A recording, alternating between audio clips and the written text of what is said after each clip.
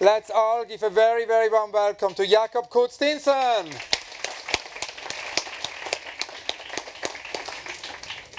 As I mentioned in the introduction, this is the 19th pavilion here at the Serpentine, but it's the very first pavilion of augmented reality. Both have in common, as we could hear from Junia, that they have to do with mixed reality. Yours is a different mixed reality than Junia's, and we're going to flash that out in the conversation. But I wanted to begin in a similar way how we began with Junia, really with the genesis of this project. And it's interesting because when we met for the first time about 2 years ago, it was actually Ben Vickers, the Serpentine's Chief Technology Officer, who had introduced us, and we met in New York.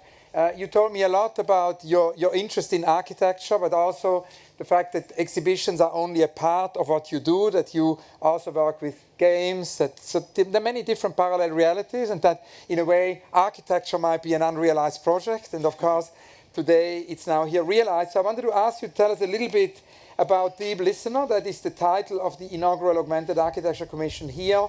How you came up with this idea, why is it called Deep Listeners? Because I thought it's fascinating, because the other day I was speaking to Etel Adnan, the poet and artist and painter, who is now in her 90s, and she was saying that there have been so many manifestos in the 20th century, but she felt it's very important for our time that we can listen, not only listen to each other, but also listen to the planet, listen to other species, listen to plants, listen to trees. Can you tell us a little bit about the way Deep Listener was born? Yes, of course. I have the microphone on. So the Deep Listener is a augmented reality project. So it will be a project that people download onto their cell phone. And what I found interesting about the cell phone as a device is that you have it in your hand. That's kind of a screen, but that's also audio, and it can connect to GPS. So the Deep Listener will allow you to walk around the entire park. And then I've worked with a collaborator, Matt, who normally makes audio for natural history institutions. And then we have audio recordings of bats or parakeets, these parrots in the park, of roots in the earth and different things in the landscape. And then physically, as you walk around with your cell phone, you're walking through different audio layers, so that, for example, there's a tree by the lake that has actual parakeets in it. It's these parrots in the park, and there's kind of a mythology of where they come from. Some people think that they escaped in the 90s. Some things that people suggest that they were brought over as part of a film in the 70s, I think it was. And then when you go there by this tree with your phone, you are walking physically through space by the tree, and then you're slowing down audio of the bird language up to 6 times, because when you slow down bird language, you hear complexity in it that your ears normally cannot perceive. So with a cell phone and this Deep Listener project, we are augmented kind of your senses in the park and how you are experiencing species here. Another key species in this project is the London plane tree. So this was a tree that became widely distributed all across London in the 17 and 1800, actually to combat pollution. So it was kind of fabricated between different kinds of sycamore trees, because it takes 150 years for pollution to go through the bark of the tree. So this tree is a central entity in this project. So I've been working also with different species in the park, and then digitizing textures from them within the landscape itself, like the parrot and the trees. And then through the phone, you are kind of experiencing in new ways the same ecosystem that you're already part of. And these virtual species appear on your phone, and they visualize different audios of the species just as you walk through the entire landscape of the park. So it's almost like an art walk and a map and a kind of way of reimagining or spike some kind of interest for things that are already in the park here. So just like, I was really fascinated by your work in the talk. That's kind of almost like my dream scenarios, is to, like, this is almost what I would normally build virtually, with this like actual local materials and playing with the reflections of rocks and things like that. So in this Deep Listener application on your phone, I also program how, for example, bark reflects light and how different algae kind of move on it, and the color it changes in the bark. So on your phone, you're able to kind of zoom in, look at things and listen to things that you're not kind of beyond your human senses. But through the technology, you are kind of expanding your senses a bit, and in a very playful way as well in this project, how you are experiencing the park. It's also got to do, of course, as all your works, with the artwork being a living organism. And of course, that is something which is probably one of the most interesting, relevant, and urgent frontiers right now in art, is that there has been an ever-increasing kind of liberation from the loop. Moving image used to have a lot to do with the loop, so it would at some point repeat. We've seen a lot of works over the last couple of years liberating us from the loop. Here at the Serpentine, of course, with Ian Cheng, with Bob, Bag of Beliefs, where an exhibition has a central nervous system and will never be twice the same, or with Pierre Weeks, Umwelt, where an exhibition would be experienced together with 100,000 flies, and there would be many feedback loops, and again, never repetition. The exhibition, as Pierre said, is a living organism, and there are really many artists at the moment who do that. I'd also like to remember here the artist Martin Roth, who so tragically passed away, age only 41, this week, who also always talked about this idea, that exhibitions or artworks are living organisms, and that's very much true for your work. Your work has a lot to do with being a living organism. Can you tell us a little bit about the deep listener living organism? Yes. So for all the artworks I've been doing, I go to landscapes, and then I spend sometimes months at a time in the landscape. So this week, for example, I'm going to the park every day with my phone and laptop, and then working with this on location, kind of outside.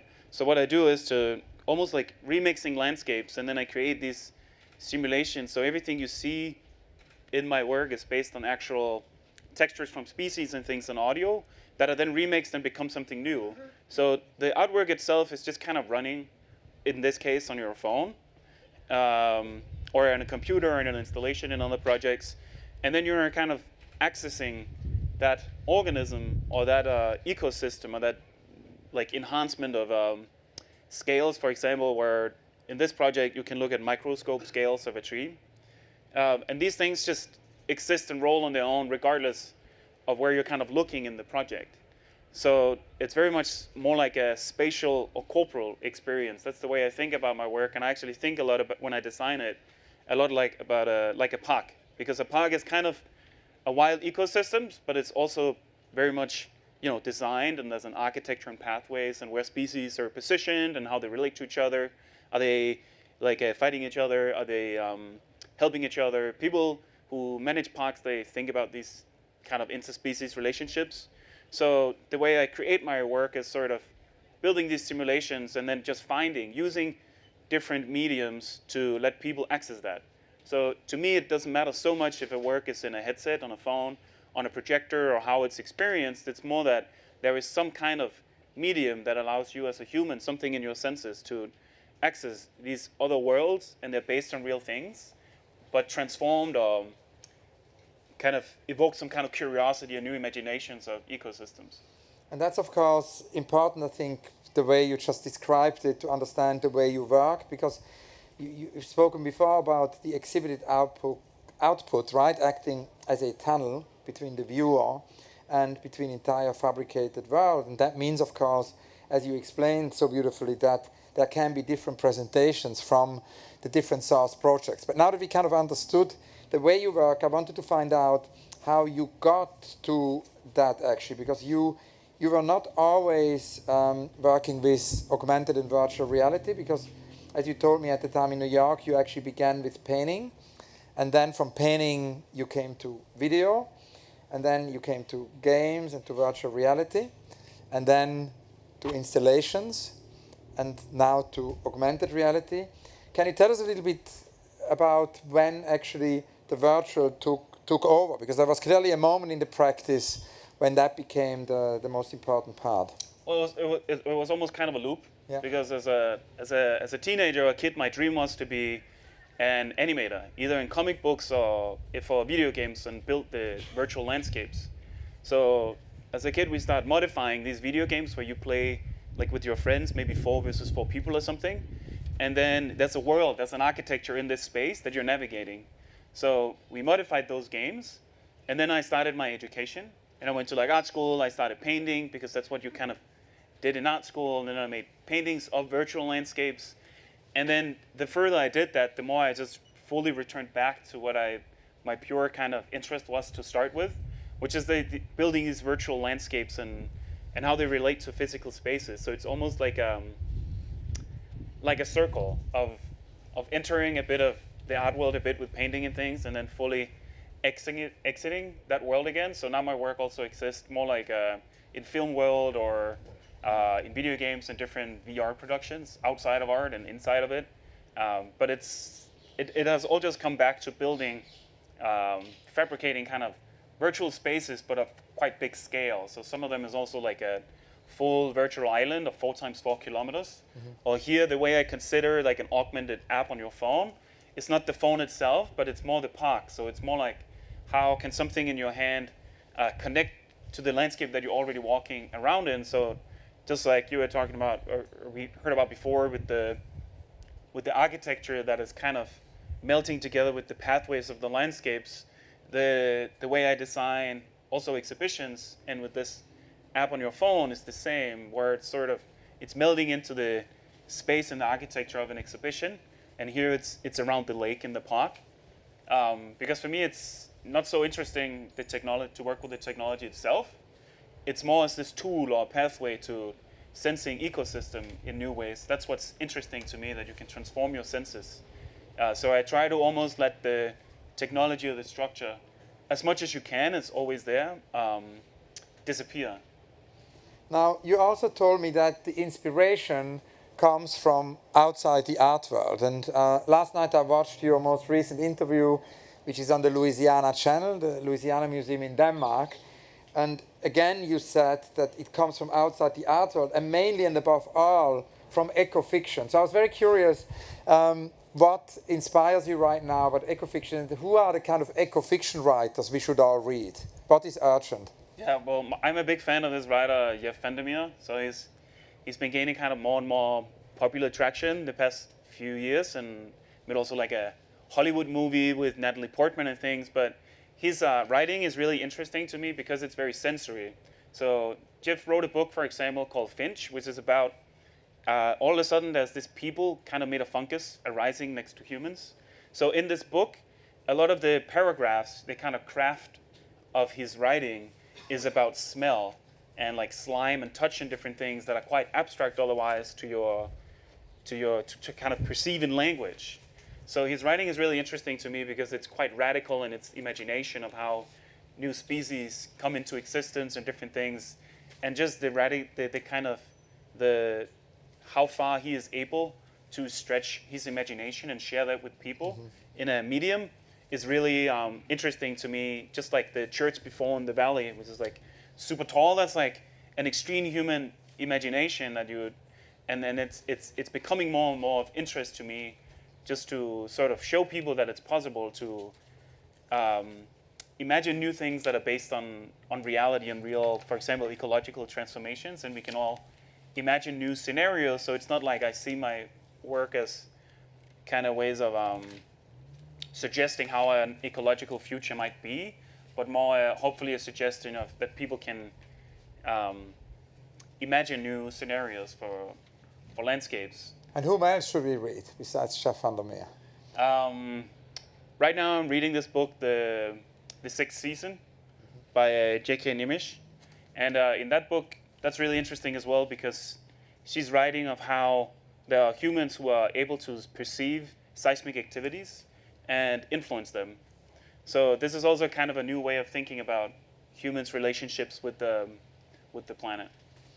And then, of course, there is the research. It's not only reading, but actually Ben Vickers, who together with Kev Watson curated your project here, Ben always talks about your long durational research. He says there are very few artists, who spend so much time researching. You're really an amazing field researcher. You can, for a year, research for a piece. I wanted to ask you to tell us a little bit about the research. I hear rumors that sometimes you camp for months in a landscape. You were seen, I think, for 6 months on an island camping and just gathering data.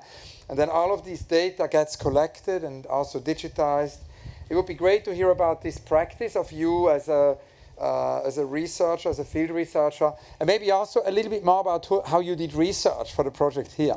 Yes, of course. So Yeah, the way I think about research is more about kind of immersion and imagination. So in order to kind of reimagine how something in a specific landscape, something that can be interesting for people to know more about the place they are, requires a really deep engagement with the place.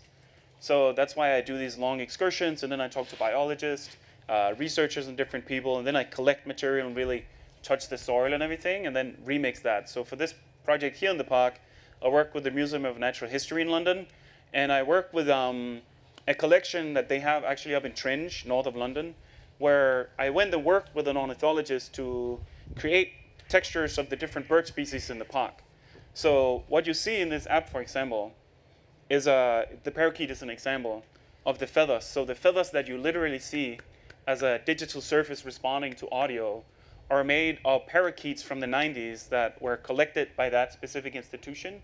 So I was up there and like really talking to the ornithologist and their passion for it, their interest for it. How do they look at the feathers? What details do they look for, and kind of what emotions do these people who spent maybe a decade researching a single species, what kind of engagement or emotion or kind of approach to a specific place or a species does that create on a more human level, like that ability to pay attention to one thing today where everything is otherwise so quick and fractured, is something that inspires me deeply and that I try to incorporate to all the projects I do. So the project here is probably the quickest deadline I've done in many years, which is like 3 months, because normally it's like a year. So that's also really interesting and requires more like dynamic approach. So I talk to many different researchers, have collaborators and developers and things on the project, but it's still important to me that everything is based on an engagement with a community of people who know the place better than I do. So it's like these ornithologists know the parakeets better than I do, and I talk to them about their perspective on this parrot. What is that perspective? What is that story? What's that emotion? Is it like it's a kind of excitement, or is it more kind of a fear? Because the parakeets is like a colorful bird in the park that many are fascinated by, but it's also invasive and kills like smaller birds in the park because it's very territorial.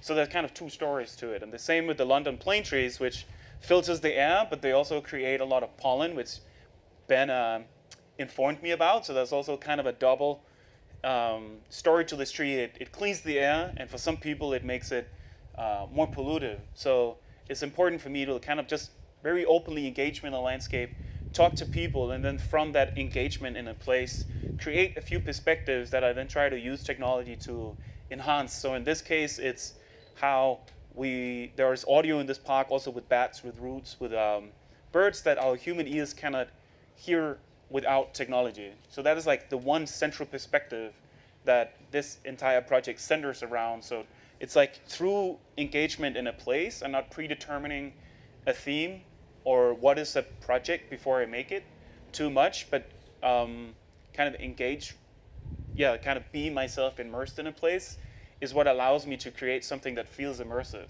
It's like, how does the birds feel? How does the root feel? It's a very sensory thing, as well as conceptual, and what is the project about in its kind of story.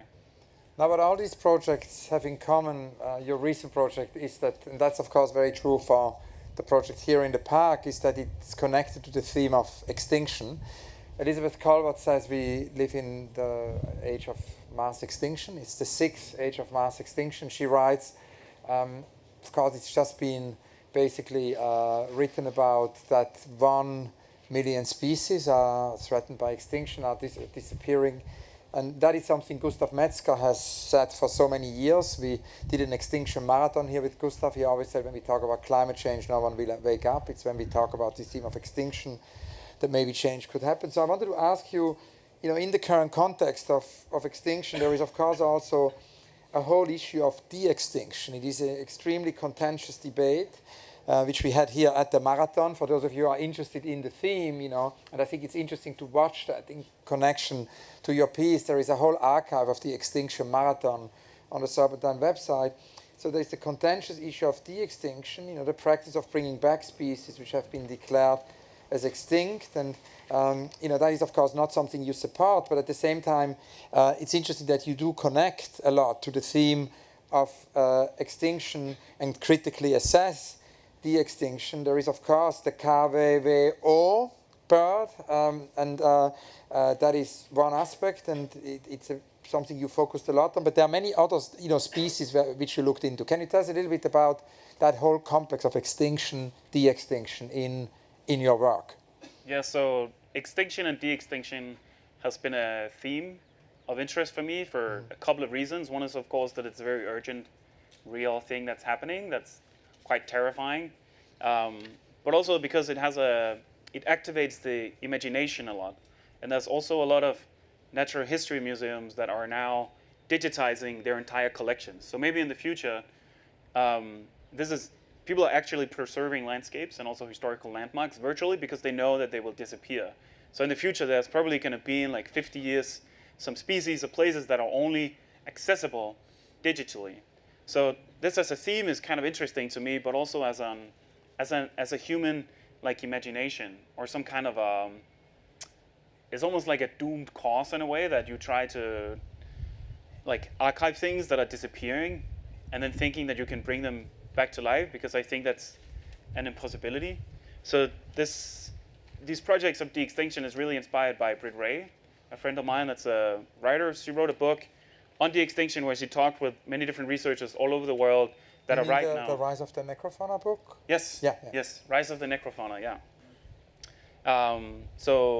She actually informed my practice for the last couple of years. Yeah. Conversations that I had with her, because in her book, she interviewed scientists all over the world who are right now occupied with bringing extinct species back to life. But her own perspective and conclusion from it is and all the researchers agree on this too, is that what you create ultimately is a new creature. It's a modification.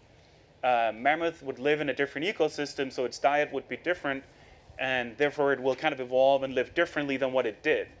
But humans are still trying to bring this animal back to life out of some fantasy or some like precaution or some feeling of control, sort of. So it's like my interest in de-extinction is more how the practice of bringing extinct species back to life, what wider emotions or fears or anxieties of the climate and control of it is that related to that's going on. So for me, it's more the practice of kind of trying to protect yourself from things on a societal and global scale, an ecological scale. Like you can't really protect yourself from it through de-extinction, but it's like this sort of control, and that feeling and practice of doing that is why I've been occupied with de-extinction and this Kauai-o'o bird from Hawaii that became extinct in the 90s. Did a project where I interviewed Douglas Pratt. He is an emeritus professor in North Carolina in ornithology, and he spent 40 years of his life. P.R. Pratt? Yeah, Douglas Pratt. P.R. Douglas Pratt. He spent 40 years of his life studying an entire population of birds that are endemic to a small plateau on an island in Hawaii. And they are all extinct now because of a hurricane. But they became extinct because of a hurricane in the 90s because there are mosquitoes carrying avian malaria that came to the island in the 1800s. So something that humans did in the 1800s, all of a sudden make many species extinct in the 90s. So I interviewed him on his emotions of what defined his identity for a big part of his life. You know, his entire field of work, his network, his passion, everything. What does it feel like knowing that you're one of the last people on the planet who can actually like create oral narratives of things that are now gone? So what is that feeling of transformation like, and that knowledge? And then at the same time, you can still listen to the bird calls of these species because they are recorded by the ornithologist. So you have this digital archive already of things that are only accessible digitally. It's already happened. It's like it's in the present and it's rolling and happening quicker and quicker, that we can only experience these species and stories through digital media, especially obvious like movement of a species or how it eats or its bird call and these kind of things. So that conversation with him was very touching, and he also told me that he's a natural illustrator. So he paints birds, and when he paints them, it's his way of bringing them back to life in a sort of memory. So that conversation with him and my conversation with Britt became 2 years of research and practice.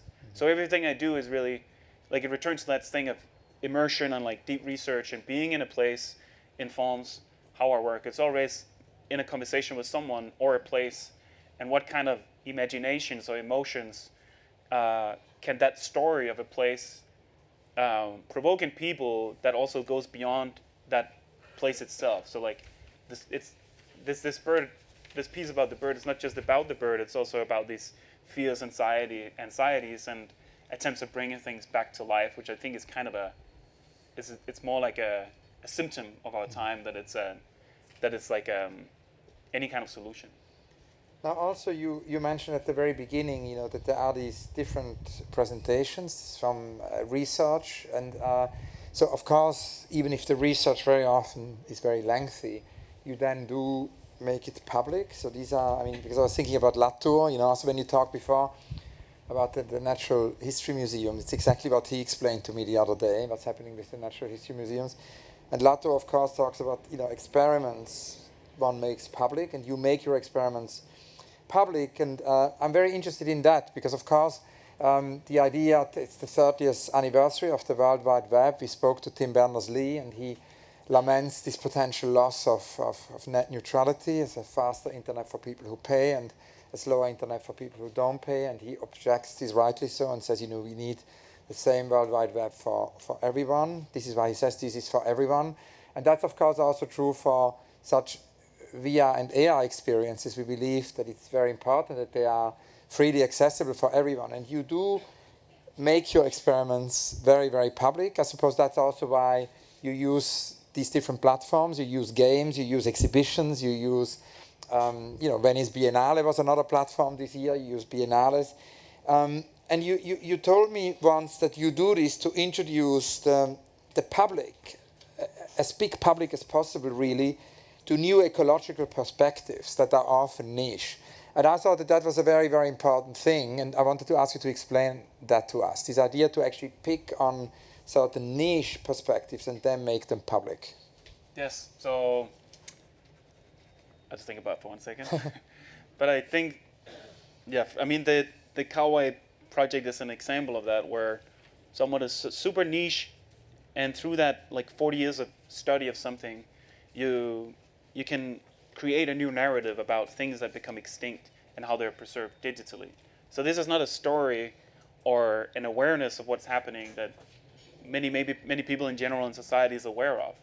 And often, they're much more abstract scientific stories than the one about extinction. For this project in the park, I'm working with this type of algae and plant that's in the water, and how different birds on lava has a shared ecosystem in it, and how they started to plant a sort of weed down here in the water to kind of combat algae blooms, and also have these specific larvae and birds a place where they can lay eggs. So it's like behind that story, there's also a story of how many different species come together and live together in this kind of community, or it's like a co-species habitat. So this is also not I don't think a lot of people think about the algae and these plants down the lake here. But through a project like the Deep Listener, you can sort of introduce people in the park about things that are happening in the ecosystem and why certain plants and species are there in a very imaginative way, or in a kind of visceral way beyond just like a little scientific narrative that way. So with these technologies, this immersive media like AR, you can change the senses, and often new perspectives on ecology comes from changes in technology. So it's like the microscope is an example of that, where the you can see things on microscope scales that your eyes cannot, and through that vision, you learn new things about kind of conditions or premises of why life works the way it does, in ways that can be really abstract to just read or have explained to you rationally. But through something like VR or AR or public installations, you can create a physical space around people's bodies where they start to perceive these new perspectives. So every project I do is it's based on some of these specific niche perspectives. Like here it's the parrots, it's bats, it's a damselfly, it's algae, and then it's the plane tree. And all of these have really deep different stories in them that this app kind of allows you to experience and and then also read about. Another thing which pops up in almost all your interviews I read over the last couple of days is the notion of slowness. There is a conversation you did with Ben Vickers where you talk about the slowness of research. I already quoted that. Then there is, of course, Isabel Stengers, whom I've always been very fascinated by. She's one of the great science writers, and we did a project with her called Laboratorium with many colleagues in '99, where she made a Galileo experiment public, and she, of course, wrote this wonderful book with Ilya Prigozhin about new alliances, a very important book to reread today, where she says we can only address the big topics of the 21st century, some of which we addressed today in the interview, if we really create new alliances between fields of knowledge. And but the thing you kind of refer to in terms of Stengers has more to do with slowness, because there is, of course, this manifesto for slow science, and it's, of course, interesting, we are here in architecture. We could talk about slow architecture. We are in an art institution, the Serpentine, so we could think about slow programming. We're talking about, augmented reality, so we could talk about slow technology. Could you talk a little bit about this notion of slowness, which, you alluded to it before, but I wanted to go a bit deeper with it, because it's something which is very recurrent in all your interviews. It's almost like holding it all together. Yeah, I think there are two different parts of it. One is a more personal thing of, especially as an artist and working in technology, often you have big infrastructures around you, and you build these specific concepts and designs that often can determine beforehand, before you explore something, it can determine the outcome. Yeah. But if you work slow, you have more room to play around, to work without an aim. And that is necessary to kind of open up new imaginations of things that you didn't know before you tried it. It's sort of like a trial of error of doing things in practice with people. And this is also very central to a lot of video games that are actually produced, and it's kind of part of the culture, knowing that there is continuous iteration. So that's kind of in terms of how things are made, where I think about slowness, that working over long periods of time, at least in my own approach, I hope that then I'm able to come to some kind of new perspective on things, a new story with the sciences, but also aesthetically, like enhancing textures of a tree so that you can see microscope level, things like that, that you can find that through a slow engagement with materiality and ecosystems and conversations. But the other thing is also on a more, like I said before, personal level, where I think it's important that as humans, that we slow down and not just get kind of absorbed into big structures around us that we're kind of just locked into. So we almost become like a collective machine, sort of. The way I really think about slowness is that it allows you to embrace other senses and pay attention to things with your ears. It's like, you can hear things that go on behind you, and you can hear birds and leaves and, okay, I don't see an animal. That's a dog.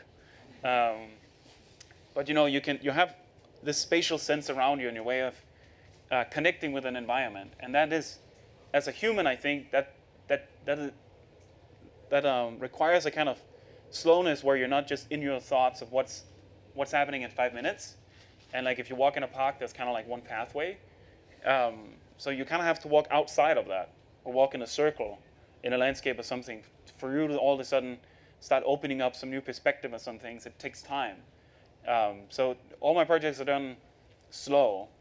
And with this project here right now, it's sort of, there's this intense, interesting timeline to work with, but at the same time, I'm also trying to really just take my time right now, this entire week, for example, to just walk around the landscape and look at the plants and look at the species and try these virtual scenes and what it actually feels like in your body, because you need to pay attention in order to make a virtual thing in its drama, in its audio, in its size, in its scale, its movement.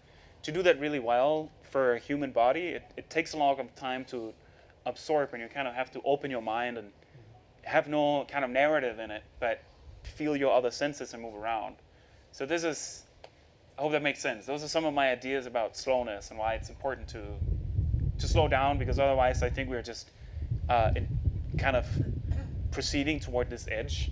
Like with Extinction, industrialism and everything, if it's all just about running down some producing things, and not slowing down, then you're just like running towards the edge. So like de-extinction is a symptom of that, where you try to like produce scientific, technologically, you try to like find a solution, you try to find the funding, build infrastructure so that you can bring extinct things back to life, and you have to do it as quickly as possible and as effective as possible, and that will save the planet. But I think that's just another symptom of things that doesn't embrace these kind of other modalities of sensing and being as a human today. And I think a pavilion like this is a great example of something that's really more slow and interesting, because it's like this big open space. You can see the rocks from the outside. It's very like elegant, and it has like different directions. It's not unidirectional. So that kind of spatial orientation also relates to slowness, where it's not one predefined path, but there are kind of things around you. And that's something like AR especially, I found through this project, is really good at, where you have an entire POC to make a digital artwork. So like it's a digital artwork, but it's in a POC, and you can walk in many different directions and just take your time with it. And it kind of also is so fascinating because it connects actually deeply to what June was telling us about the principle of his collages, and this multi-perspectivism in the collages. I suddenly thought there was a link, and of course what you were describing with speed, bringing civilization on the edge of a precipice, is exactly what the great Doris Lessing, whom we quoted earlier, said in 2006 in the pavilion here. I have two last questions. We talked about video games, and when Ben Vickers introduced you and me 2 years ago, you were still much more in the world of video games, and now you're in many parallel worlds. And I was kind of wondering if you think about these different outlets for your project. Are video games still relevant? Are you working on new video games? Yes, I don't want to say too much about it, but I am trying to plan a video game. And what I find interesting there as a platform, as an outlet for kind of these eco-immersive projects, is that there's a whole generation of people who grew up with video games, so it's like they're becoming more diverse and not just about action and guns, but very artistic, very poetic. And there's becoming this form, it's almost like publishing a book, where you have maybe like 100,000 people as an audience who are experiencing your project. So that as a platform is becoming really interesting to me. But how I think about it in general is that there's an ecosystem, there's like a story, that's a project I want to make. And the work itself is that world and story.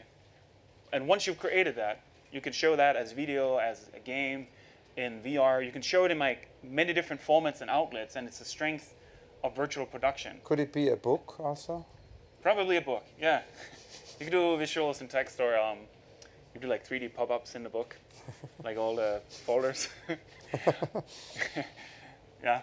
But yeah, I mean, I think about it, and I also show in like film festivals and experimental circuits completely outside the art world, which is where a lot of the community of people who are really experimenting progressively with VR, AR, these immersive media, it's kind of a broad concept, is where everybody meets is often in these like film and video game festivals. And people also do really open workshops and different things. So that's where I find a lot of my artistic inspiration and like knowledge of craft and conversations is in that world. But I love the art world because you have a culture of embracing like really odd experiments with less of a focus on like, are you selling 100,000 copies? Yes or no? If you're not, we will not fund you. If you are, well, okay, let's try to do it. There's a different culture like in the art world of appreciating physical space that you invite an audience into. So working with like immersive digital technologies, to me, that's a really interesting platform to do that.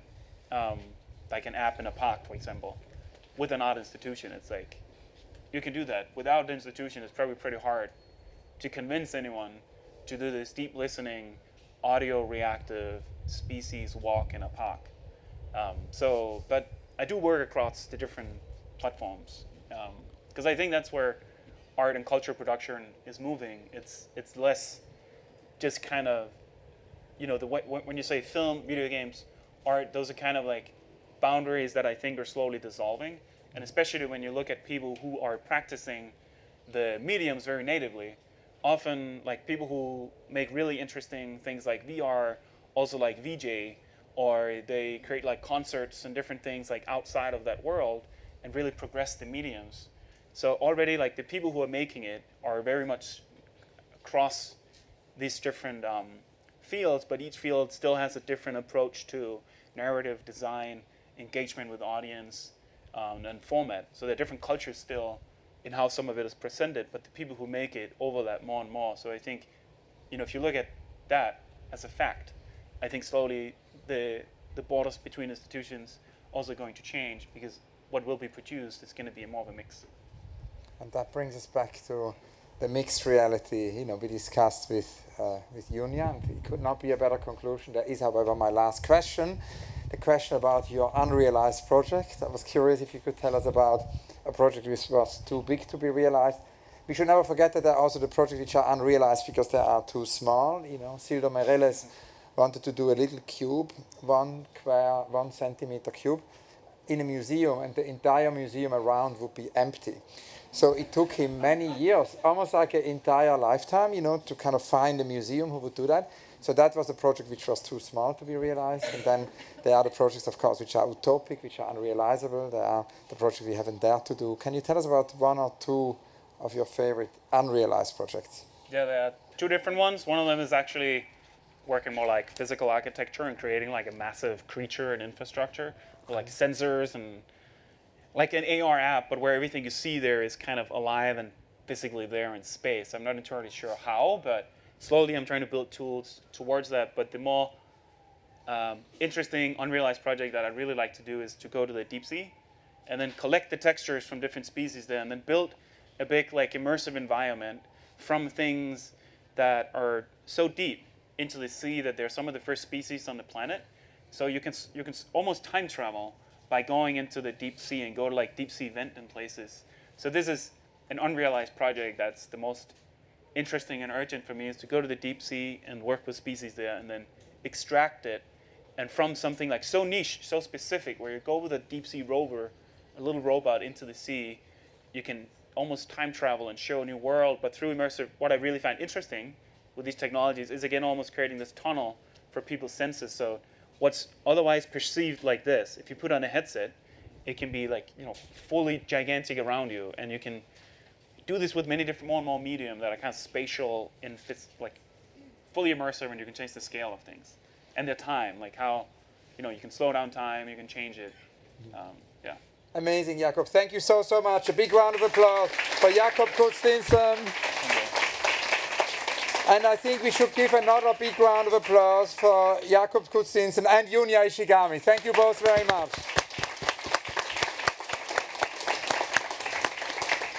And thank you all for being here, and we hope you're going to be back many times for the Park Nights, and actually for yours, which is on July 11 and July 12. 11th and 12th. Thank you very much.